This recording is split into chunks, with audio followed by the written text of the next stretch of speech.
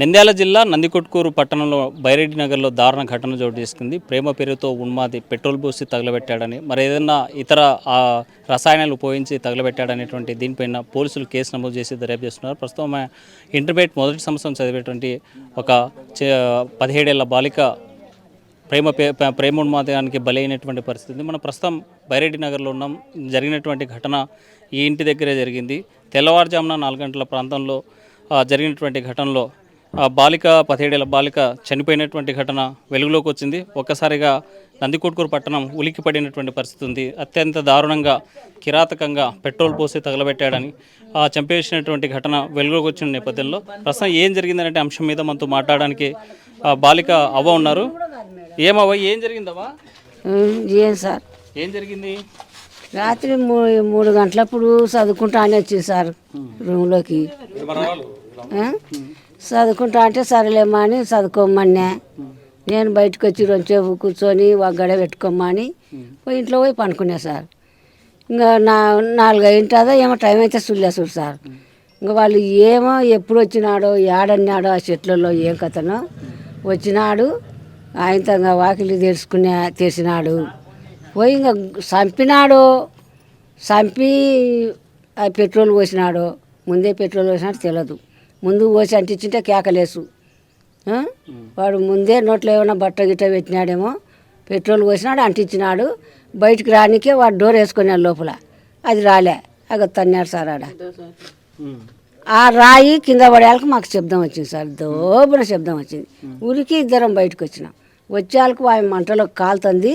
వాడు ఒక్కడు ఆడింటి ఇడికి వచ్చి ఈయన పన్నాడు కింద. అంటే అతను ఎలా పడ్డాడు? మంటలతో అతను కూడా కాలిపోయి ఉన్నాడు. వాడు 2 కాళ్ళకు మంటలు చూసిన నేను. కాళ్ళకైతే కింద అంటుకొని అది పెట్రోలు. ఆ కాళ్ళకు చెప్పులు వేసుకో అది ఇంకా ఎట్లనో కాలుతున్నది. ఎదిలించుకుంటే చిడవన్నాడు. అంటే పెట్రోల్ వాసన వచ్చిందా లేకపోతే ఏంటి? పెట్రోల్ అనుకుంటున్నారా? పెట్రోలే అనుకుంటున్నా సార్. ఇంట్లో ఏముంది సార్ అనుకోనికి? ఇంట్లో గడ్డి నూనె ఏముంది? పెట్రోలే తెచ్చుకున్నాడు. అంటే ఇంతకుముందు ఎప్పుడన్నా అబ్బాయి ఇక్కడ రావడం కానీ చూడడం ఏమన్నా చేసింది? అసలు ఆయన మొఖమే చూలే సార్. పక్కన వాళ్ళు చెప్తే అరిసి పంపించినాం అంతే. అంటే మీ ఎప్పుడు అరిసి పంపించారు? నేను 2 నెలలు అవుతాను సార్. ఆ రోజు ఏం జరిగిందవ్వా? ఆ రోజు ఏం జరగలే. నా చెల్లెలతో సమానము. నా చెల్లెలు నేను ఎప్పుడు ఇంకా మాట్లాడని ఈ సంధికే రానని చెప్పి పోయినాడు. ఏ ఊరు అబ్బాయి ఏమో తెలుసా? ఆ రామల కోటకి వెళ్ళే సార్. అది ఆ ఊరు ఏమో తెలియదు. ఏదో కలగొట్ల కోయిలమూల ఏదో అంటున్నారు. ఏ ఊరు? కలగొట్ల. అంటే మీ మనవరాలు ఏ ఊరవా? ఏ ఊరు నుంచి? రామలకోట. రామలకోట అయితే నిరుడు 10 అయిపోయింది. మునేడు నిరుడు ఇంకా వచ్చింది. ఇంటికి వచ్చి కాలేజీలో చేరింది. అంటే స్కూల్లో చదివేటప్పుడు ఏమన్నా వేధించాడు అట్లా? ఎప్పుడన్నా ఇట్లా జరిగిందని మీ కూతురుతో చెప్పడం ఏమైనా జరిగిందా? చెప్పలే. ఇప్పటికి నేను ఎప్పుడైనా ఏం మాట కూడా ఏం బయలుదేలేవా ఎవరిని నేను అస్సలు ఎవరిని మాట్లాడకుండా అసలు గేర్లో కూడా అడగడు సార్. ఈసారి ఇసుకురా ఆ పిల్ల ఇట్లా తలకాయ కూడా అయితే చూసేది కాదు. డైలీ కాలేజ్కి ఎలా పోయి వచ్చేది? అంటే సైకిల్ మీద లేకపోతే సైకిల్ మీద సార్. సైకిల్ కూడా ఉంది సార్. సైకిల్ పోతా సైకిల్ సార్. ఆ పిల్లకు అట్లాంటివి లేవు. వాడు ఏం మనసులో పెట్టుకున్నాడో ఆ భగవంతుడికి తెలుసు. బతికినాడు. వాడిని కూడా ఇట్లా ఈసారి ఇచ్చి అడగరు. అంటే వీళ్ళందరూ ఇద్దరు ఒకే స్కూల్లో చదువుకున్నారని అంటున్నారు, నిజమేనది? మాకు ఈడగా సార్. ఆడేం చదువుకున్నారు? రామలకోటలో ఏం చదువుకున్నారో తెలియదు. అయితే అతను ఎప్పుడు మీరు చూడలే? ఎప్పుడు చూడలే.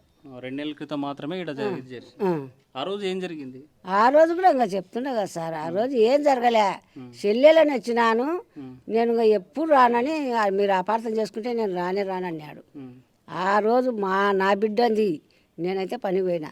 నా బిడ్డంది మా పక్కింటి పిల్లగాడు వచ్చినాడు. వాడు అడిచినాడు. ఎప్పుడు రానాక నా చెల్లెలాక అని పోయినాడు. అంటే ఆ రోజు నడిచారా ఏమైనా కొట్టారా? కొట్టలే. అరిచినారు కొట్టలే. తర్వాత మీరు యా ఊరు ఏంటని విచారించలేదు అతను? యా ఊరు అంటే కలగొట్లు అన్నాడంట. ఏం కులమో ఏంటో పిల్లోడు కూడా తెలియదు. వాడు మళ్ళీ పెద్ద వయసు కాదు.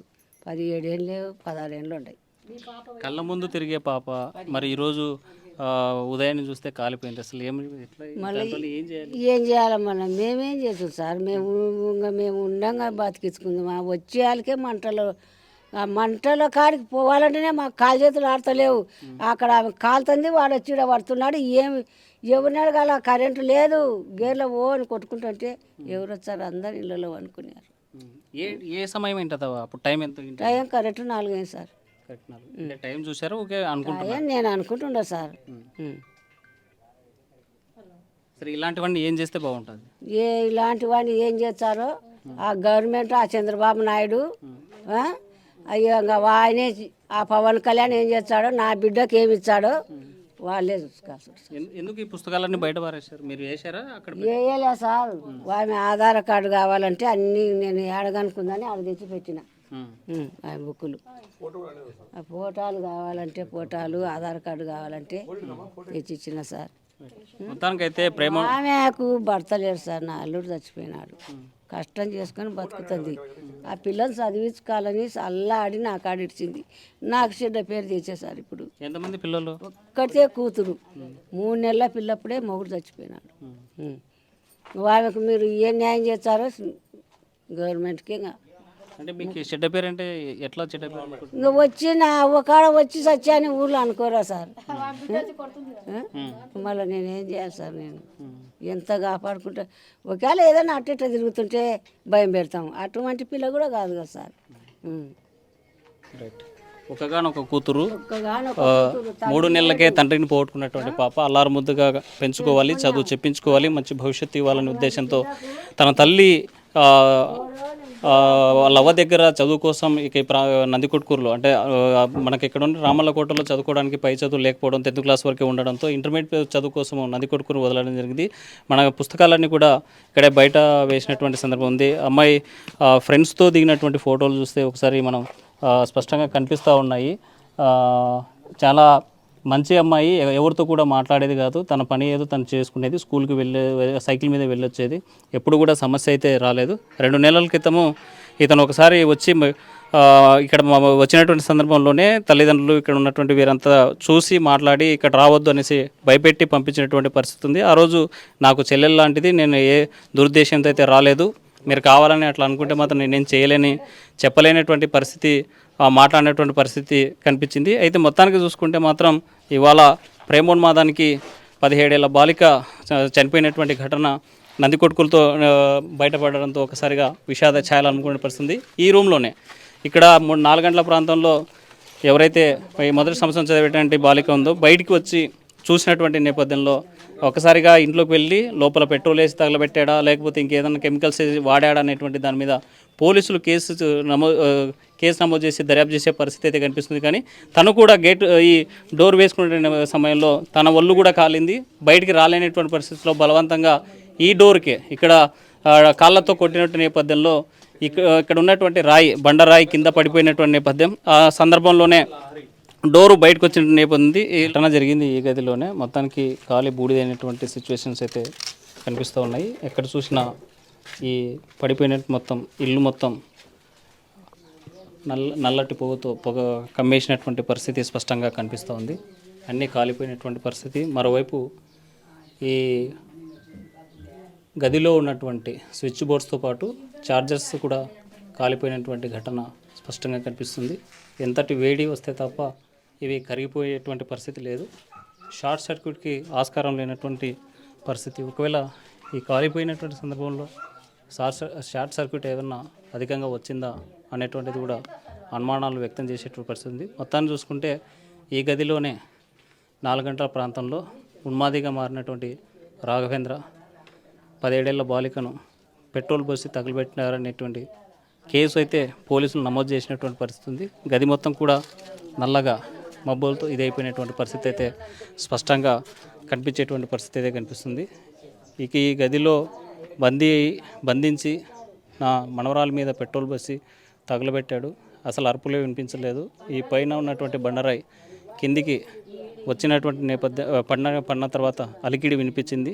బయటకు వచ్చి చూసేలోగే జరగాల్సినటువంటి ప్రమాదం అంతా జరిగిపోయింది. నా మనవరాలు మంటల్లో కాలి బూడిదైపోయేటువంటి పరిస్థితి ఉంటే, మరోవైపు ఎవడైతే బయట నుంచి వచ్చారో రాఘవేంద్ర అనేటువంటి వ్యక్తి 2 కాళ్ళకి మంటలు వ్యాపించి ఉన్నాయి. ఈ రాయి పడే వరకు ఇల్లు నిద్రిస్తున్నటువంటి ఈ బాలిక అవాతాతలు నిద్రపోయినటువంటి సమయం ఉంది. బండ పడగానే అలికిడి వచ్చిన నేపథ్యంలో బయటకు వచ్చి చూస్తే పెద్ద ఎత్తున కూడా ఇక్కడ చావు కేకలు వినిపిస్తూ ఉన్నాయి. మరోవైపు ఆ బాలుడు ఎవరైతే ఉన్నారో ఇక్కడ ఉన్నటువంటి రాఘవేంద్ర రెండు కాళ్ళకి మంటలు అంటుకొని కింద పడిపోయినటువంటి ఘటన ఇక్కడే చూసాం మేము. ఎవరు కేకలు వేసినా బయటికి రానేటువంటి పరిస్థితి, అందరూ కూడా గాఢ నిద్రలో ఉన్నటువంటి పరిస్థితి అది. కానీ కాపాడుకోలేకపోయి కన్నీరు మున్నీరే పరిస్థితి. మనతో మాట్లాడడానికి మహిళా కమిషన్ మెంబర్ ఉన్నారు. మేడం చెప్పండి, ఈరోజు రాష్ట్ర వ్యాప్తంగా చాలా ఘటనలు జరుగుతున్నాయి, చాలా చట్టాలు చేస్తున్నాయి, కానీ ఇలాంటి ఘటనలు కూడా అవుతున్నాయి. అసలు ఏం చేయాలి? చాలా అది దారుణం అండి. చెప్పాలంటేనే బాధాకరంగా ఉంది. నేను కూడా ఒక తల్లినే. 3 నెలల తండ్రి బిడ్డ ఉన్నప్పుడే తండ్రి చనిపోయి తన అవ్వ దగ్గర పెరగడము, ఆమె ఏదో కూలీ నాలి చేసుకుంటా ఉందంటేనే కళ్ళలో నీళ్ళు అంది. అలాంటి అమ్మాయిని అందరి ముందు దహనం చేసినట్లు చేసి చంపేసినాడమ్మ దుర్మార్గుడు. కానీ నాకు తెలిసినంత మాత్రం అమ్మాయికి మాత్రం తప్పు లేదనిపిస్తుంది. ఆమె కోసం వెంట పడినాడు అబ్బాయి అని తెలుస్తోంది ఇవన్నీ చూడడం వల్ల. ఆ అమ్మాయి చక్కగా చదువుతోంది, అందులో 2nd ఇయర్, తెలివితేటలు కూడా ఉంటాయి. ఏదో కాదన్నందుకు వాడు ఏదో చేసినట్టున్నాడు. వాణి మట్టు వదిలిపెట్టేది లేదు. వాడు బతికినా ఒకటే, సచ్చినా ఒకటే. కాబట్టి అందరు కలిసి మనము న్యాయం చేయాలి ఈ పాప కోసం. నందికొట్కులో ఉండే ప్రజలందరూ చెప్తున్నాను, ఇంకొకసారి ఇట్లాంటిది జరగకూడదని, పురావతం కాకూడదని కోరుకుంటున్నాను. ఇది ప్రభుత్వాలు కూడా మహిళల సాధికారతమే, పిల్లల అభివృద్ధి కోసం ఎన్నో చట్టాలు తెస్తుంటగానే కావాలని రోజుకి ఇంకా ఎక్కువ అయిపోతున్నాయి. ఏం చేయాలేమో అయోమయంలో ఉన్నాం, డైనమాలో ఉన్నాము. దీనికి ఏం చేస్తే బాగుంటుందో, మనం ఏం చేయాలన్నో మనమంతా కలిసి ఏదో ఒకటి చేయాలి. ఒకసారి పట్టపగలు అందరి ముందు తప్పు చేసిన వాళ్ళకి ఒక్కసారి ఉరిశిక్ష వేస్తేనా తెలివి వస్తుందేమో అనిపిస్తుంది. ఆ తల్లి చెబుతుంది, ఏమంటుంది చూడమ్మా, మేము బతకలేము, మాకేం లేదు, ఆ పాప ఏదో ఆధారం ఉంటుంది మాకు అనుకున్నాము, ఈరోజు చనిపోయింది, మాకెవ్వరు లేరని ఏడుస్తా అంటే కళ్ళలో నీళ్ళు వస్తున్నాయి. ఇంతకంటే ఇంకేం చెప్పాలో చెప్పండి. ఈ ఘటన చూసిన తర్వాత మీరు ప్రభుత్వానికి ఏం నివేదిక ఇది ఇస్తున్నాను. రాను ఇంకా ఘోరాలు ఎక్కువ అయిపోతున్నాయి. ప్రభుత్వానికి ఒకటే చెప్తున్నాను, మహిళకి రక్షణ కావాలా, మహిళకి ఏ విధంగా రక్షణ ఉండాలా, ప్రొటెక్షన్ అది ఇవ్వండి. ఎన్ని చట్టాలు తెస్తున్నారు, ఎన్ని ఆర్టికల్స్ వస్తున్నాయి బయటికి, కానీ ఎక్కడో ఒకటి చోట జరుగుతూనే ఉంది. దీని గురించి మనం స్పష్టంగా మాట్లాడి వీళ్ళకి కూడా న్యాయం చేద్దాము. ఆ పిల్లకి మనశ్శాంతి కావాలని మనస్ఫూర్తిగా కోరుకుంటున్నాను, ఆత్మకి ఆమెకి. మేడం మీరు చెప్పండి, మీకు అది మీ దృష్టి తీసుకొచ్చిన తర్వాత ఇక్కడ ఏం జరిగిందని మీ ప్రైమరీ సమాచారం? 9:30కి అట్లా మాకు తెలిసిందండి. ఇక్కడికి వచ్చాక ఇక్కడ ఈ విధంగా జరిగిందని తెలుసుకున్నామండి. అంటే ఈ చైల్డ్కి సంబంధించినటువంటి చైల్డ్ పౌరుని పెరిగిపోతుంది, మరోవైపు బాలికల మీద లైంగిక వేధింపులు జరుగుతున్నాయి. మనం ఈ మధ్య కాలంలోనే కర్నూలు జిల్లాలో కూడా ఒక ఘటన చూసాం. 14 ఏళ్ల బాలిక మీద అత్యాచార యత్నం చేసిపోయి నా కోరిక తీర్చాలని. ఇలాంటి వాళ్ళ సంరక్షణ కోసం ఎలాంటి చట్టాలు ఉన్నాయి, వాళ్ళకి ఎలాంటి శిక్షలు పడుతుంది? అదే అండి, ఇంకా మనం ప్రభుత్వం కూడా ఇట్లాంటివి జరగకుండా ఇంకా మెరుగైన చర్యలు తీసుకోవాలని నేను కోరుకుంటున్నాను. మనతో మాట్లాడడానికి కొంతమంది ప్రజాసంఘ నాయకులు ఉన్నారు. సార్ చెప్పండి, ఇవాళ ఘటనను ఎలా చూడాలి? అమ్మాయిది మా మరెలకోట ఉన్నత అభ్యాసం కోసం ఈ పట్టణంలో నంది కళాశాలలో ఎంపీసీ గ్రూప్ చదువుతున్నది. ఇక్కడ అవతాత దగ్గర ఉన్నది. తండ్రిని కోల్పోయింది. పట్టుదలతో చదివి ఐఏఎస్ ఆఫీసర్ కావాలని చెప్పి, ఐఏఎస్ డాక్టర్ కావాలని చెప్పి ఒక దేవుడు ఉన్నది. ఆ దుండగుడు గత 2 నెలల క్రితము నంది కళాశాల దగ్గర అటకాయించాడు. ఆ అటకాయించినప్పుడు విద్యార్థులంతా అతన్ని మందలించారు. అప్పుడు నా చెల్లెని చెప్పి గుబాయిచ్చి వెళ్ళిపోయాడు. ఈరోజు మార్నింగ్ 4 గంటలకు అక్కడ బైక్ పెట్టి పైపు తీసి పెట్రోల్ పోసుకొని ఇక్కడ వచ్చినట్టు అక్కడ ఉన్నటువంటి కొంతమంది వ్యక్తులు చెప్పడం జరిగింది. ఇది సభ్య సమాజంలో సిగ్గుచేటు. ఇలాంటి సంఘటన జరగకుండా ఈ ప్రభుత్వాలు తక్షణమే ప్రత్యేకటువంటి స్పెషల్ కోర్టు ఏర్పాటు చేసి 3 నెలల లోపలనే ఈ దొండగుని ఉరిశిక్ష చేయాలని చెప్పి సిపిఐ డిమాండ్ చేస్తున్నాం. ఆ కుటుంబంలో తల్లికి నంది కళాశాల దగ్గర అటకాయించిన సందర్భంలో అక్కడ మందలించారనే సందర్భంలో ఆ రోజు ఎందుకు పోలీసు దృష్టి తీసుకోలేదు? ఆ రోజు అంటే మీరు ఏమవుతారు వీళ్ళకి? ఇప్పుడు విద్యార్థులు యజమాన్యం తీసుకుపోవాలా? మీ ప్రజాసంఘ నాయకులమో అది మాకు తెలియదు. ఈరోజు విషయం తెలిసింది. ఒక లెక్చర్ చేసి ఇక్కడ చెప్పాడమాట.